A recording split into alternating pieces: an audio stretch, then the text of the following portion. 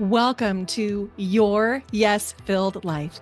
I'm Brenda Winkle, an intuitive leadership coach and somatic guide for high achievers, high performers, and spiritual seekers who want more freedom, ease, joy, and energy. You are a visionary leader, driven, intuitive, and ready for more. More flow in your work, more presence and joy in your life, more trust in yourself, your intuition, and the decisions that you make every day. Here, we explore the intersection of intuition, spiritual growth, leadership, and energetics to create energetic sovereignty, blending practical strategy with energetic alignment so you can create success that feels deeply fulfilling at work, at home, in your relationships, and in your personal well-being. You'll hear inspiring stories, practical strategies, and high-level conversations designed to help you expand your leadership, deepen your spiritual growth, and integrate the woo and spirituality into your daily life. Because when your energy is aligned, everything flows. Ready to elevate how you lead and live? Start by downloading my free energy audit at brendawinkle.com/audit and discover what's fueling you or depleting you. Let's do this. Your yes-filled life starts now. Hello and welcome to Your Yes-Filled Life. I'm your host, Brenda Winkle, intuitive leadership coach, somatic guide, and energy healer. And I'm so excited to be here today with my friend, Michele Bender. If you've ever felt the nudge to share your story, or if you've been sitting on a book, a message, or a moment that you know is meant to help someone else, today's episode is going to be a powerful doorway into that next chapter for you. You're going to hear from celebrity ghostwriter and my friend Michele Bender on how writing can be one of the most healing things you ever do and why 7 minutes a day can change everything. And if your soul's been whispering that it's time to lead, to speak, to heal, to show up in a more authentic way, you're not alone.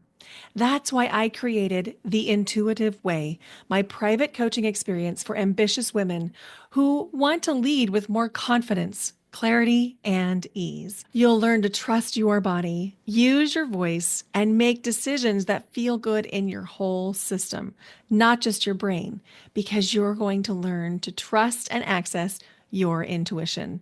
Your leadership and your life doesn't have to feel heavy. It gets to feel like you. You can learn more at brendawinkle.com/intuitive way, or just click the link in the show notes. Now let's talk about writing, healing, and why your story is ready to be told. Michele Bender has been an award-winning freelance writer for more than 25 years. She co-authors and ghostwrites book proposals and books for high-profile experts and celebrities. This entails being a thought partner and a value creator who helps come up with book structure, strategy, and content. Many of these books have become bestsellers, and most have 5 stars on Amazon. Michele has also written articles for national publications, including the New York Times and almost every top magazine, including Glamour, Cosmopolitan, Real Simple, Marie Claire, and In Style, among many others. I'm so excited to introduce you to Michele Bender. Hi, Michele. Hi, I'm so happy to see you. I'm so happy to see you. Where are you? Are you in LA or New I'm in York? LA, yeah, but it's as cold here as New York, so you'd think I was in New York. With all this global warming, the weather's like crazy. It is. Before we just dive in, because I know we're going to dive, I have a question for you. What is one thing you either did or did not do that has led to your yes-filled life? So I would say it was starting my writing career because I am someone who is so regimented and safe and comfortable. And so this was 25 plus years ago, but had been in a job that I hated. I got fired and I decided to go freelance. And that was working from home wasn't a thing back then. None of my friends were doing it. And I'm someone who's very safe. And so the normal thing would have been to get another job. And yet I decided to take this chance. And even though the early years might not have been yes-filled life, it really has led me to that because I was able to be around when my kids were home. And now I just feel like I have so much freedom in terms of where I can be to work, but also the other part of that is like in the last few years, the thing I've done is really be able to trust my gut when I'm taking on projects and and like you always know when you're about to take one that's not right, and sometimes you still take it. So it's learning to trust my gut and not take those and know that something else is going to come along and I'll be fine, you know. I love everything that you just said. Everything, like from embracing the unknown, which was kind of out of character for you at the So time. out of character. And then also listening to that inner nudge when something's not aligned. And I want to hear more about both. You're successful, you're capable, you've built something powerful, but it still feels like you're carrying too much. What if I told you you don't have to lead that way anymore? The Intuitive Way is my private 6-month coaching experience for ambitious and intuitive women who are ready to lead with more confidence, more clarity, and way less hustle. Inside this private coaching container, we'll blend somatic coaching with intuitive guidance. And yes, I'll also bring my own psychic gifts. You'll get private support, personalized rituals, and energetic insights to help you make aligned decisions, trust your body, understand your intuition, and lead from your soul, not your stress. Because leadership doesn't have to feel heavy, it gets to feel like you. Go to brendawinkle.com/intuitive way or click the link in the show notes. You're going to walk away with more self-trust, clearer decisions, and a way of leading that actually feels good in your body. This is for the woman who's ready to stop second guessing and start trusting her own rhythm, her own energy, and her own inner knowing.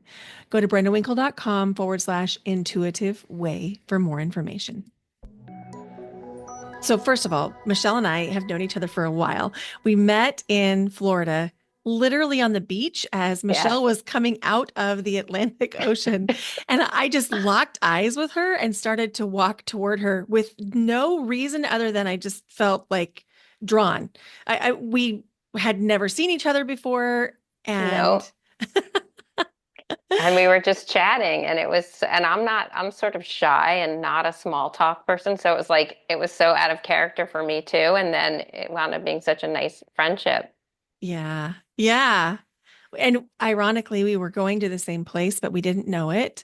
And Right. so we got to spend some time together there. And then over the years, we spent a few days together. Yes. And it's just been wonderful and really, like you say, a really nice friendship. Very grateful. Yes. And it's so nice to see how you've grown and your business has grown since I met you. It's unbelievable.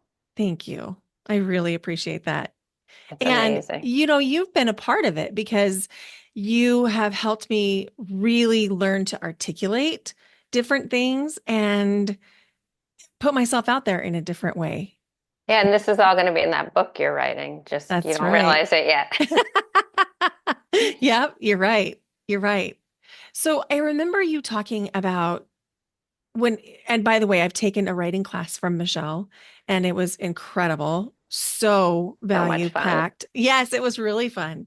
And I remember you talking about getting something published, your very first piece published in the New York Times. Hmm. And I'm wondering if you can tell that story because that story has inspired me still. Well, so that story is a perfect example. So I took this job that I didn't like within 3 months. I knew it was not for me. I was an account executive in an ad agency and it just wasn't for me and it was not creative but it was a job and I was 22 and needed a job. And so to make myself feel better, I started taking writing classes at the New School in NYU, and I loved it. So it was sort of my outlet. And so then in one of those classes, the teacher invited me to her private class, which was in her living room. It was like 7 to 10 people who were amazing writers. And every week you had to show up with 2 pages written. Like you could not walk in the door without those 2 pages. And so it was a stressful from like Thursday till that day. It was so stressful every week. What can I come up with? And plus, you had to read that piece and get comments on it. And Mm. so it was super intimidating and so personal. And like now I feel like, why was it so stressful? But it was. And I didn't know any of the other people. I mean, you over time, I was in the class for years. We did know each other, but and so I would just write, about whatever. And so I had this experience where I had two golden retrievers living in an apartment in New York City, and there was a dog run at NYU a few blocks away, and my now ex-husband and I were wanted to join. And so I thought, oh, you just go up, walk in, and it wasn't like that. It turned out it was like applying to college. And so we had an application, we had an interview. It took 6 months from the application in to hear that we got an interview. Then we had all this. So I wrote just for that class, just because I needed 2 pages, I wrote something that I was sort of even embarrassed to read because people were writing deep. Most of the stuff is deep and thoughtful. But I showed up, I wrote it. Everyone was laughing. They thought it was really funny, and that was it. And then a couple months later, there was a big controversy in New York City about dog runs or dogs in Central Park. And the commissioner at the time had said something about how there should be more dog runs.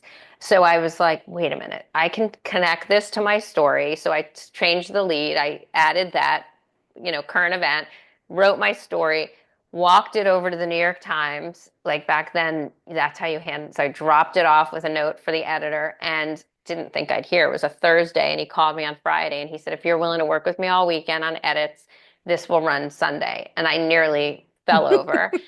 And it did run Sunday, and it was huge. It was like a half a page with an illustration. Wow. And up until then, even though I was in this job that I hated, what I would do is I'd do my job till 5 or 6, and then I would stay after and write. And back then, the world of magazines, every magazine had a personal essay. So I thought that would be my way in. And so I kept sending these personal essays out and kept getting rejected and rejected. And again, I didn't know it was a career, but I just thought, oh, it'll be nice to be published. And once that was published, the next day, that week, I had like five, and back then the editor in chief reached out to. I had 5 different editor in chiefs reach out to me and say, "Oh, you know that story you sent us about this? Now we want it," or hired me. And so I was still working at the time, and in the bio, I said that I was a freelance writer. My boss came into my office, and he's like, "You're not a freelance writer. You work here. You obviously don't like it here." And then within a month, I got fired.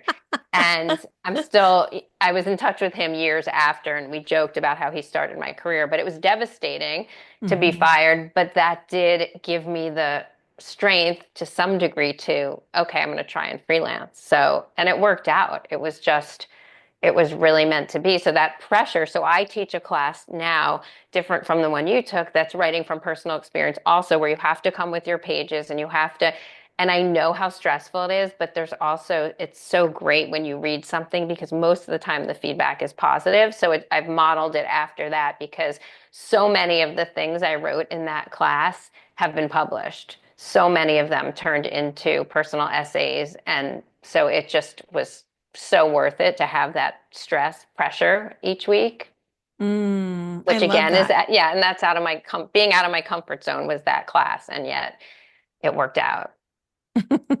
It did. It did. It has worked out very well. So you're pointing to something here. You're pointing to a few things. One is you're pointing to being rejection tolerant by submitting things to a lot of places. So you're not waiting for one thing to come Right. back. That's really important. And then the other piece that you're pointing to is you wrote all the time, whether or not Right. you were working on something. Can you talk a little bit about that? Yes, the writing all the time is the key, right? Like Anne Lamott, who's a favorite writer of mine, said the hardest part is getting your, ass in the chair and writing each day. And it really is. And you can make so many excuses. And so that is when I'm working with my writing class or even celebrities that I write books for, I give them writing assignments. I give them writing prompts and I tell them to set their timer for 7 minutes and answer my writing prompt. And that I feel like, again, we get so much content for the books from that. but it's being consistent. It's sitting down and doing those 7 minutes. So I don't do it every day, but I try to do it as much as possible. And back then, now I'm busier with writing other people's books, but back then, every single day I made myself write. And it was stressful because sometimes, and I would never look at it, but as I'm writing, I was thinking, this is so stupid. And then come back, and my rule is like to not look at it for a few days. And most of the time when you come back and look at it, you're like, wow, this is great. Did I write this? Or you don't even remember it. So the consistency, obviously, with anything in life is so important, but with writing, it's just to keep writing and writing and writing and just noticing, because once you start writing, you start noticing things. Like one of the exercises in the class that I do is like just think of something and imagine it. And Lamott says as like a 1 inch picture frame, like just like, so pick a scene, with your grandmother at the farmer's market and write one little piece of that. And so once you start doing that, you start noticing details wherever you are. And so that's really important. And then the rejection was tough. I mean, Mm-hmm. I Mm-hmm. wasn't so tolerant, but I guess I just had to be. And I still have the fat printed out spreadsheet where I would have the name of the article, who I sent it to. And back then you sent like a postcard with it, self-addressed, that said, we have received your thing.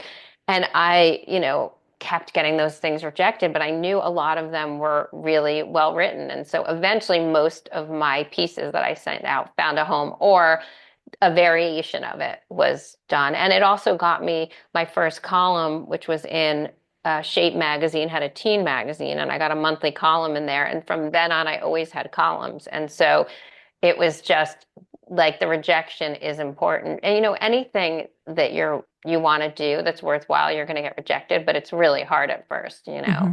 Yes, it is hard. It is hard. And I love how you highlight almost everything that you wrote eventually got published. I had something that I sent out in November, which I mean, it's January as we're recording at the end of January. It's not that long ago, but it feels like a long time ago. Right. And I just had the editor reach back out and say, "Hey, we want this. Can you do X, Y, and Z for it for a magazine?" And That's it great. it it was felt really good. And I'm putting out enough stuff that I'm not waiting around to Right. hear from people because I'm just throwing submissions out every which way. And sometimes they hit, and sometimes it takes just a little bit of time.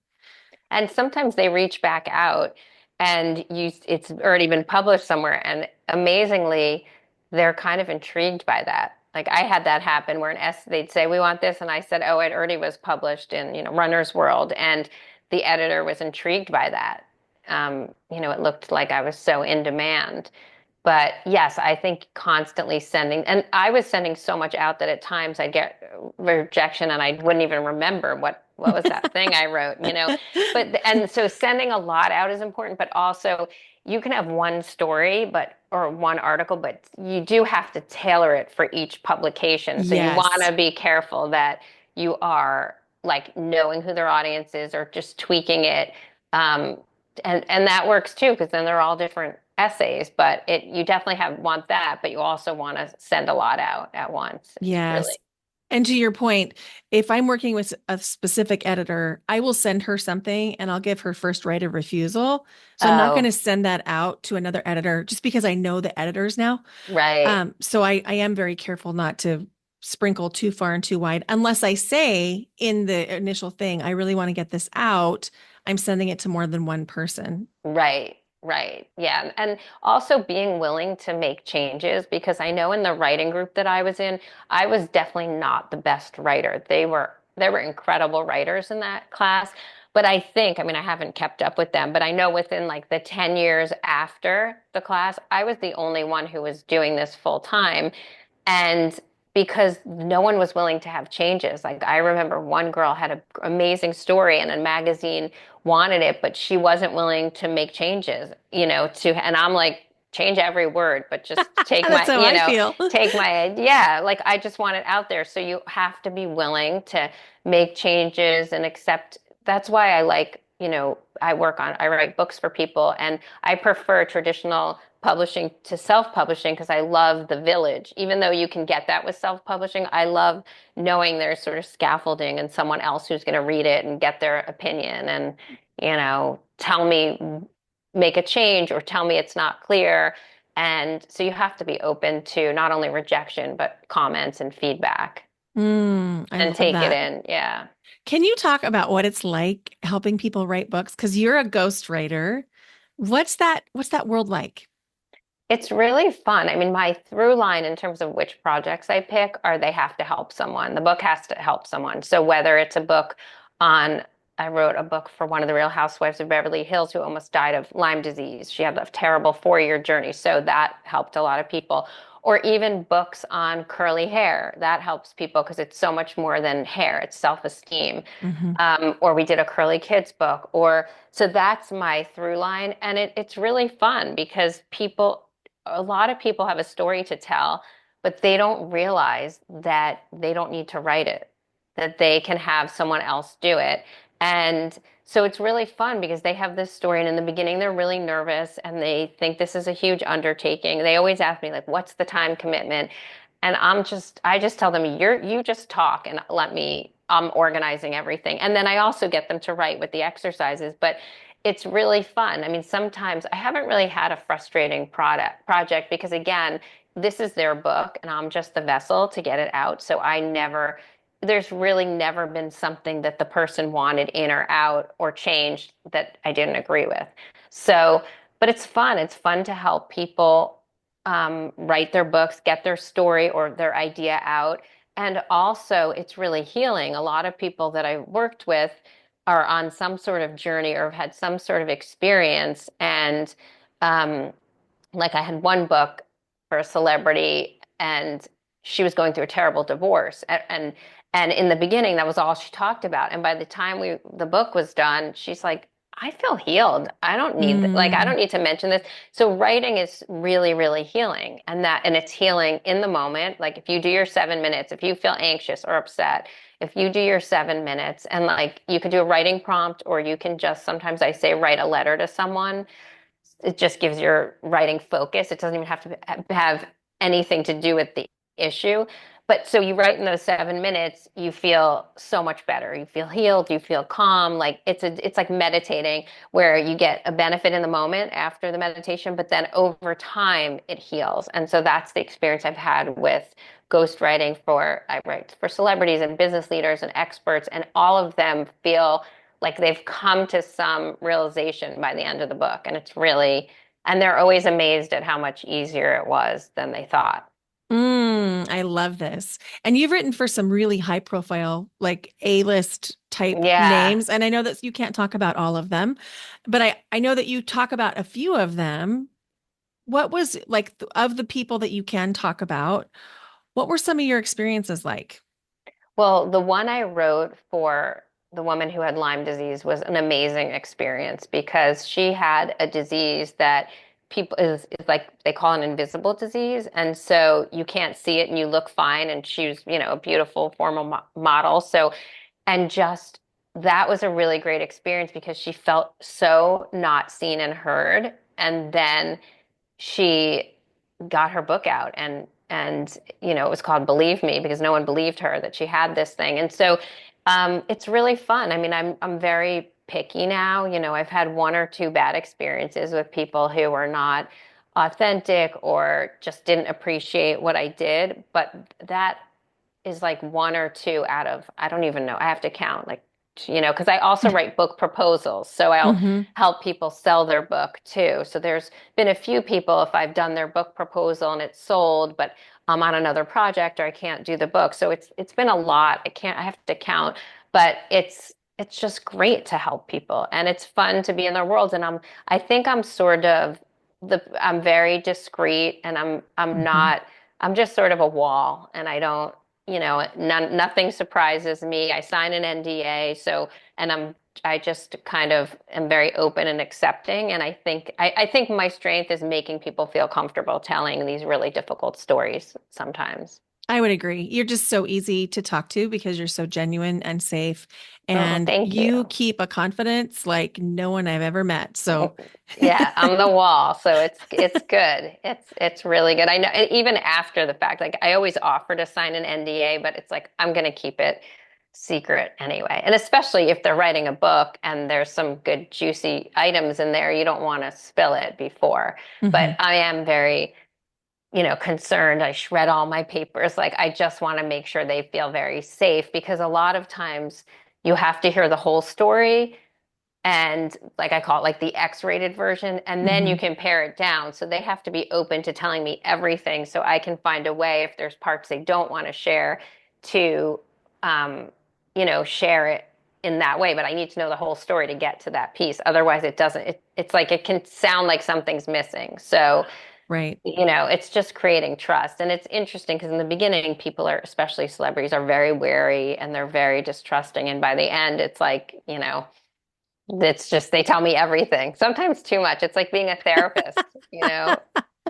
I can only imagine. Yeah. It's You know, and also the publication process is stressful because then now this story that's been between the two of us is out in the world, and that's very a stressful part. Or a lot of times people who are like more introverted and now they're going to be out there on a press tour, or so being there like the shrink sort of during that process is not really part of my job, but it is part of my job.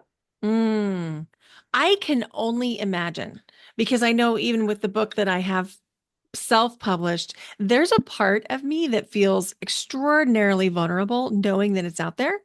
And I remember somebody approaching me, I think on a dating app, who had bought the book and connected with me on a dating app and referenced a story that I told in the book. But at the time, he didn't say that he had bought the book. And so Oh, it was really jarring to me. And I was like, wait, how do you know that? I know that we haven't had this conversation. that's so And he's crazy. like, it was in your book. I bought your book when I found your name out. Is that stalkerish or is that sweet? I can't. Well, I don't know, honestly. We didn't stay together very long. Right. I'll just say that. Right. So, yeah, I mean, you're putting a personal story out there. And so, I mean, when I work with experts, I've done health books, that's not the same. But even in that, like every book I work on, whether it's a doctor, a business leader, or a celebrity, even if it's a prescriptive self-help book, Mhm. there's always a memoir story aspect because that's you connect with people on their stories. And that's really important. And so even doctors I've worked with tell their personal stories about, which is just much more interesting. Even if you're coming to the book for the medical part, it's so comforting to know that the author, the doctor, has had the same experience as you. Mhm. Mhm. So Yeah, I love that. And I heard a quote, and I don't know if it's true or not, but it was something like 80% of the population says that they have a book inside them. I know it is, I think that is the number. It's amazing. I mean, if I had $1 for every time someone told me they had a great idea, I'd be not be doing this. So not everyone has a great idea. But everyone has a book in them. And even if you just write it, I worked with a guy, a very successful entrepreneur who wasn't sure he wanted to do a book for the world, but we created this great book proposal, which was even more than a proposal because it had a lot more like and when you do a proposal each chapter just gets a page. We expanded it, but it wound up being a great thing for his family. Like they loved it because they didn't know any of those stories. His kids and grandkids didn't know all those business stories. So it's Mm, like getting mhm. it on paper is just a good idea. And you can always start with just doing it for you and not planning to tell anybody. And that happens too when I have people who are not, maybe from my writing classes or I do these VIP days with people. And I always say, just start as if this is just for you. And 9 times out of 10, they're so excited about it that they either make it a self-published book or they write something or they do share it. So I think initially when you're writing, don't share with anyone because you don't need anybody's feedback. And Mhm. then they're on your shoulder and then you have these questions. So I would say like if you're going to write thinking this is just for you. Nobody's going to see this. And then you can go from there. I love that advice. That applies to a lot of things in life. Like keep Yes. it to yourself until it's fully formed. Ideas, projects, courses. Yes. Yes. There's something really magical about keeping it and letting it marinate and get really, really potent before speaking it into the world. Because if there's anybody there who doesn't fully understand, they can really ick on your wow.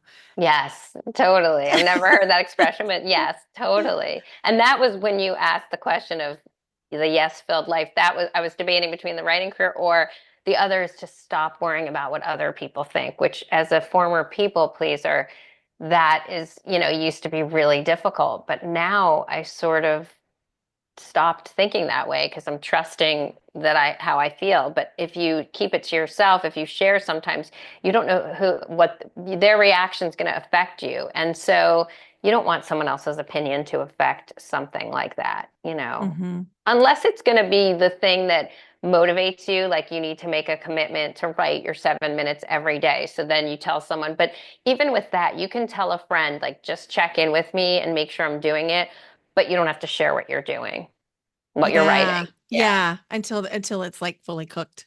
exactly. Exactly. And then it's exciting because then it's also great when no one knows you're doing something and then all of a sudden you have, a manuscript or a chapter or an article published. So I just feel like it's like keep your head down. That has always been my thing is don't talk about it as much as just do it because once you do it, it speaks for itself. But there's a lot of people who talk about what they're going to do and Hmm. talk about it and talk about it, and then they don't actually do it. Or when they do, it's not as good as what they've been talking about. So I think you just keep your head down and go. Agreed. And sometimes our subconscious is listening as we talk about doing the thing, and we can actually trick ourselves into thinking we've done the thing.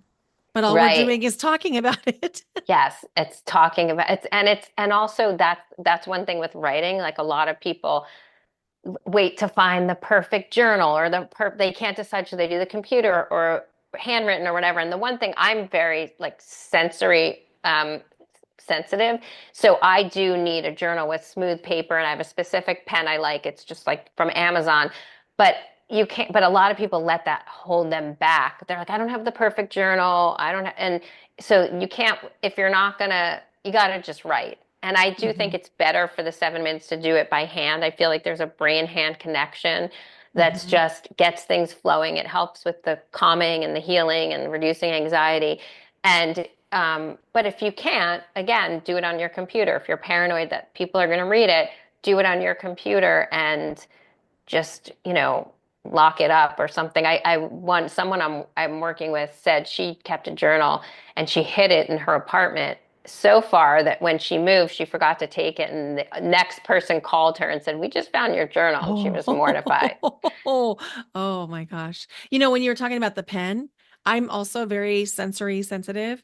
And if my pen doesn't work, like one of those cheap little Yes. stupid ones with the caps that people chew, Oh, I hate those. I hate those. I won't write. So I get good pens. And they don't have to be expensive. I mean, No, no. they can be, but they just need to be a good pen. It needs to be like my favorite is the Energel Pentel, and I always get purple. And then there's this from $7 like journal notebook from Amazon that just has smooth paper. So I feel like as long as it can it's like reading a book. I like reading a book when the paper is smooth and the font is nice and not that kind of like library, high school like paper that in those little books we used to read. So I feel like that does matter, but you can't let it hold you back. Just like you can't let anybody's opinions hold you back when you want to write something. And if you want to get started, the best way is just start writing letters to people, dead or alive, about one thing you're going through. And then, or find writing prompts. Like writing prompts are great, and that's what I give the people I work with. Is I give them writing prompts to just get it going. And sometimes, or we did that in the class you were in, Hmm. just, and you don't have to do all of them, but just if you do it a few days, it really helps. And it can be part of like a nice morning ritual or like before bed ritual. And then the other thing about handwriting is now there's like on the notes app on your phone, or there's other apps where you can scan the handwriting and it turns into text. So that's a Hmm. big thing because that used to always be my dilemma was I don't feel like retyping this and I have such messy handwriting. So that app is really great so that you don't lose if you are writing a book or you are writing a blog or something, but the handwriting is the way to get it out. You can then use one of those apps and make it into then it's on your computer and then you can use it as content. I love that. So you just answered a question that I had, which is how would you advise somebody to get started writing their book? And you just answered that. Yeah, I And would just get like start writing a letter or ask yourself a question and just answer that question in those 7 minutes. Like, why do I want to write this book? Or, or even it doesn't have to be a question. It could be this idea is important because, and then you just write and you write for the 7 minutes. And 9 times out of 10, you go over the 7 minutes and you're having so much fun. But if you're not, like I picked seven just because it's five is a little too short, 10 can be intimidating, but most people say they keep going. So I would say to get started is start with a writing, a letter to someone about what you're doing. And you can have that every single day for, 5 days, the same idea. Why am I writing this book? And you'll get to it. And usually it's on the fourth page, the answer. So I would do that and I would just start setting up a regular writing time, like put it in your calendar and do the 7 minutes. And then I would have one day a week or every 2 weeks where you take what you've written and you read it. And like I said, I would never read it that day, the next day, but you like leave some time for it kind of marinates on its own. And then you put that in your calendar like a day, just go to a coffee shop and read what you've written and highlight. And it's that part's really empowering because in those moments you realize that you have something there. And Mm. then to just always write with no editor on your shoulder. No one's looking. Don't worry about grammar. Don't worry about spelling. Don't worry about being neat. Just write and I tell that to the people I work with, and sometimes they're like, wait, but I'm typing on our document. I'm going to ruin it. And it's like, well, my job is to clean it up. If you're worrying about spelling and editing and grammar, you're not going to get it out. You need to just get it out. Wow.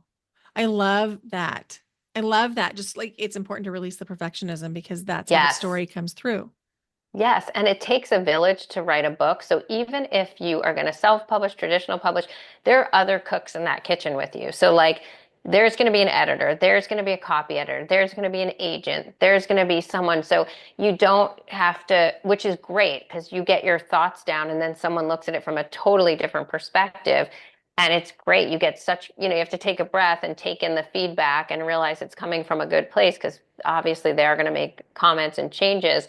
But you don't need that perfectionist. Like I was so perfectionist in the beginning, even articles I wrote, and then I realized there are other people, there's scaffolding to make sure that this is, perfect or as good Mm-hmm. as it's going to be. Mm-hmm. And one thing that you taught me is that the editor matters. Like it Yeah, can't just be some random editor that some person that says I'm an editor. It's somebody who needs to understand your journey, the type right, of writing that you're doing, because my book is going to be a little bit about my story, like it's a little bit memoir, but then it's also a service book with right. things that people can try. And one of the people who is a very experienced editor edited a draft of the book Oh, and wow. did not this was before we had met. It did not edit the wait a minute. Let me say this again. She edited my copy that I had given her, Right. and she took out all of the references to energy work or spirituality Oh, because it didn't resonate with her. And she was like, needs to be science based, needs to be science based. And I was like, oh, thank you for bringing this to my attention. And you're not going to be able to edit this book because this is the book. right. That's so interesting. That's a really good lesson. It's like Yeah. and I had that experience once. I worked on someone's book and she was very spiritual energy, and we had an editor who bought the book but was not energy spiritual at all. So a lot of those things got cut out. And yeah, you have to be and it's still your book in the end. I mean, if you publish it, like the editor, they're buying it. If a traditional publisher gives you an advance. So to some degree, they have a say, but hopefully it's your book. And what you described as a book that has self-help plus memoir is, I think, the best kind of book because people connect with you on the story, and that's what makes them go on the journey with you. Mhm. And then, but then you're teaching them something. So it's not by being on the journey or sharing a story, you're really opening up instead of talking down to them. You're just sort of walking alongside them. And I think those are the best books. Thank you for that. Yeah. Yeah. So this experience was before we had met, and I carried shame about that experience because I was like, oh, she's right. You know, Right. all the, because again, it was that, like you talked about the editor on your shoulder. It was that kind Yeah. of a feeling where it took the wind out of my sails. It does. And people, do. I think there was someone in our group who really felt, I think I don't know if it was our group but someone commented on their writing and it really made them feel. I mean, initially when someone gives you feedback, you always feel a little bit defensive or whatever. Sometimes it's right. For you, that definitely wasn't the right advice. And is that the book that you had on Amazon? Was that Hmm. book that Yeah. okay. I eventually discarded the edits and Yeah, and but did your yeah. own thing. Hmm. Yeah. Yeah. So that was self-published. It was self-published, but that book needs to be in a major publisher's house. Yeah. So Yeah. we're working And on it. that happens like well, I forget there's a few famous books that were originally self-published and then they got picked up and by traditional publishers. So, yeah, if you have a story to tell, I mean, sometimes you think it's not interesting. Sometimes when I'm working with people, they'll turn to me and say, "Is this even does anybody care about this?" But if you care about it and you've told one or two people and they had a reaction, people care about it, like they do. Hmm. And you Yeah, just have to find your audience and, it's going to find its way. totally. Totally. So as I think about the work of writing and I talk with people, one of the first questions they have is, should I self-publish? Should I try and get the book published? And what would the steps even be?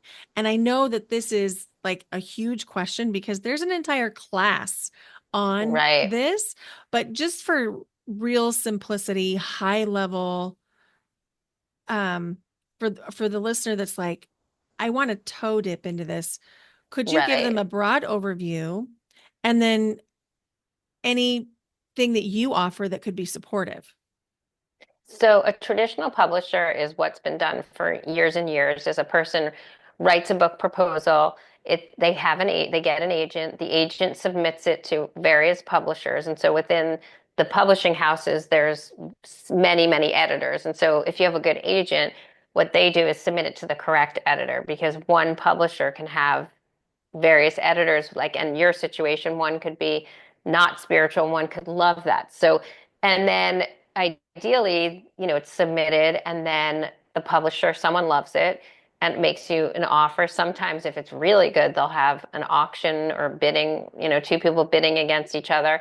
And then they buy your book, they give you an advance, and then they give you a certain amount of time to write it. Usually it's like a year or more. I've never had that much. I don't know. I always seem to be on projects where it's like it's due in 6 weeks or not 6 weeks, but I've had them where it's, been quicker, which I kind of like. But then, and so you're paid in advance. And so you get half that money up front and then you work on your book. And then you can have a ghostwriter, you can have a book doctor, you can just write it yourself because you do have an editor at the publishing company. Um, and if you hand in your draft and they really think you need a writer, they'll let you know. But it depends. Some people also just have day jobs. They're great writers, but they're a doctor or on a TV show and they can't write it. And then that traditional publisher has the distribution. So they have a way where it gets into the stores and, Barnes and Noble, all that. But the thing is today, self-publishing is just such a big thing because it's much easier than it used to be. I have a friend who wrote a book self-published like 10 years ago, and then he just did one like two, and the difference is unbelievable. Like what a self-published book today can look like, you wouldn't even be able to tell that it's. And so that's if that's so the other option is self-published. So you write your book, you find a company, and again, it's like there's a menu of items where so you're not being given an advance. Now you're paying for this to come out, but it depends on the situation. Like I don't know what yours was, but sometimes there's self-publishers who don't charge you anything and they just when the book is sold on Amazon or wherever, they take a piece in that moment. So um, that you're not getting an advance up front, but you're also self-publishing, you get your book out much quicker because from a traditional publisher, from the day they sell it till when it goes out, it's typically like at least 2 years. And if Mhm. you really want your story, so that's a benefit. And also, it used to be traditional publishers, the marketing was really important. Like they had the marketing team, but we're in a world of social media where you can just market your own book. So there's pros and cons to each, but the thing about self-publishing is it's getting closer and closer to traditional publishing because they have menus and you pay more for more services. So you can have a top editor, you can have all the things, the village that you get with a traditional publisher. So it's That's so less. helpful. I mean, I've mostly done traditional published books and I like it because it's very directed and you do have other voices in there saying, but if you have a story that you just want to tell, why not self-publish it? Or a lot of people try a traditional publisher and if that doesn't sell, then they go self-publish because again, you can do it so quickly. Um, and you have a lot more control over the cover and all that. So I was at a ghostwriters conference last January and met a lot of really interesting people who have self-publishing companies.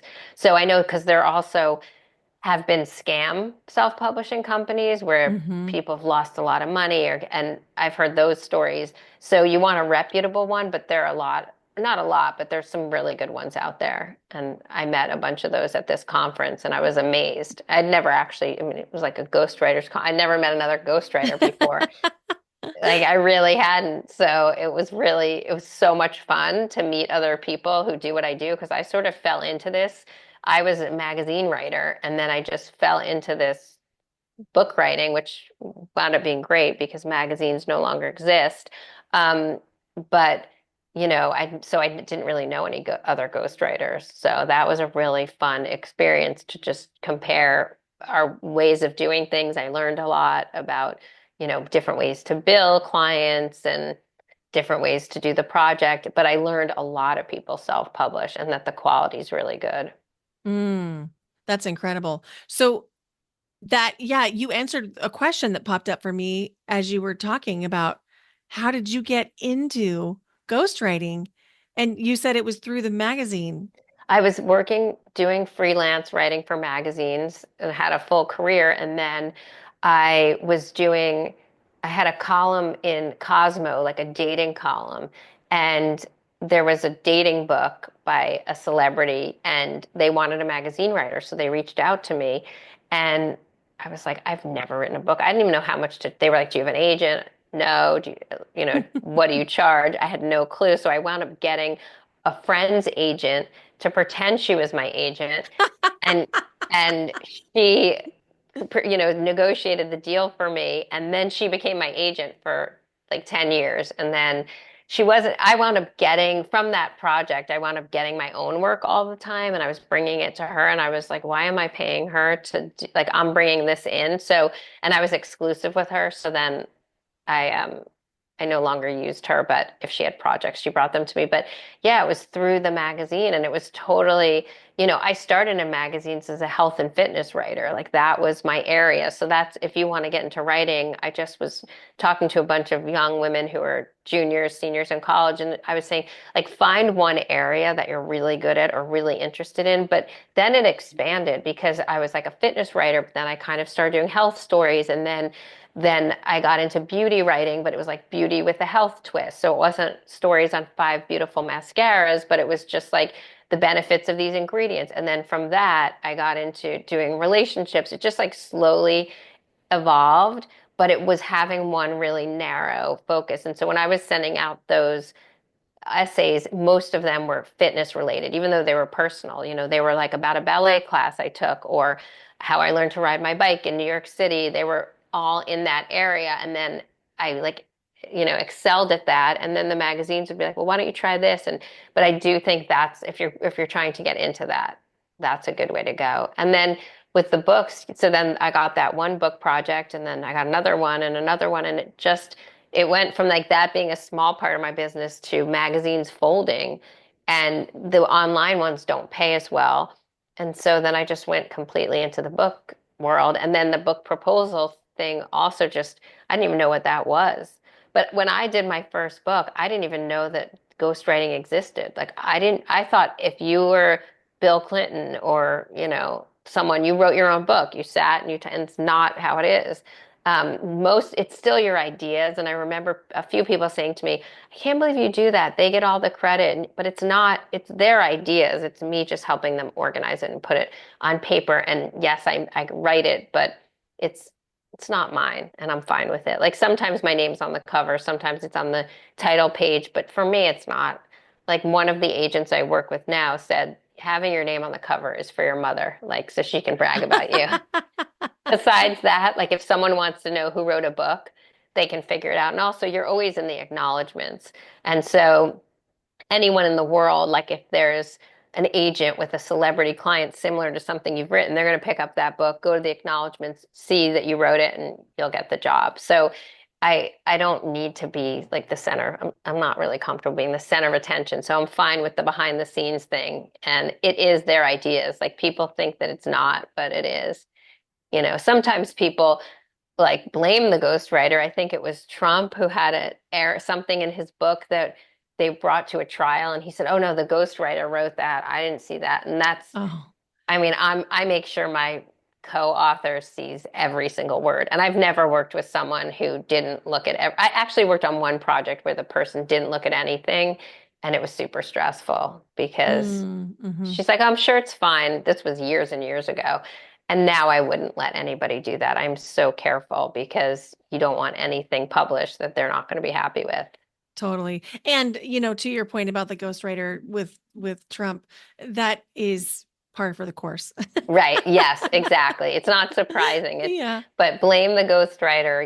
You don't want to be that ghostwriter who gets blamed that something made it into the book or, that wasn't their idea or his was something just I don't even remember what it was, but it was, so I don't think Mm. he used that ghostwriter again, but I bet the ghostwriter wouldn't have taken the job even if yeah, he wanted to. yeah, I think he's been interviewed before, about it, but it's fascinating. Like it's just a fun job that I'm so happy I can make into a career and it's flexible and I feel like I work a lot, but I'm lucky that it's just something I love to do and for me during COVID a lot of people were kind of turned upside down and I wasn't. I actually was busier than ever because all these people I was working on their books now had nothing to do. So I Hmm. was churning them out.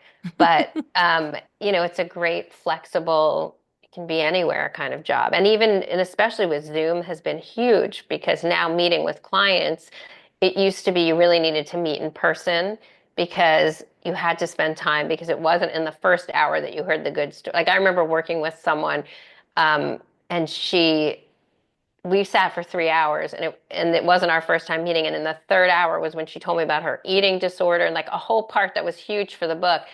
And I couldn't believe she waited that long, but they just need to get comfortable. So Hmm. you have to meet in person. But Zoom has also been really helpful for like those follow-ups or small things or, That's just amazing. connecting. Yeah. So if somebody, I know that people are going to reach out to you because they want to follow you, they want to see what you're doing, and maybe they want to take one of the courses that you offer. Where can people find you? So my Instagram is mbender878 or my website, which is just michelebender.com, Michelle with one L. And yeah, I do when I can promote the books I'm working on. They're on my Instagram and I do have classes and I'm about to start the writing from personal experience, which you can take that if you want to write a book or if you're someone like how I was way back, I just loved writing and needed that creative outlet. And then it turned into something. So you just don't know. But if you're someone who loves to write and it's the same thing, it's like we read it and you get feedback. And it's so great to get different people's perspectives. Hmm. It's so interesting. Or you see what resonates. So it's really fun. And again, most of the people you don't know. So it's not like it's strangers reading your stuff. And we do it on Zoom and it's so much fun and you learn a lot. Like you learn a lot from just listening to other people's work. Hmm. And we talk Yeah. about the technique and that kind of thing, but it's really just doing it. Doing it is like sitting down and writing is the only way to write, but people they think about it, they do outlines, they get index cards, they spend years finding the perfect journal. It's like, no, just do it. Just sit down in that chair and write. Yes. Agreed. Just sit down in that chair and write. Yeah, which is the Yeah. hardest part. It is. It is the hardest part to get started. But, those prompts that you gave during the class that I took from you.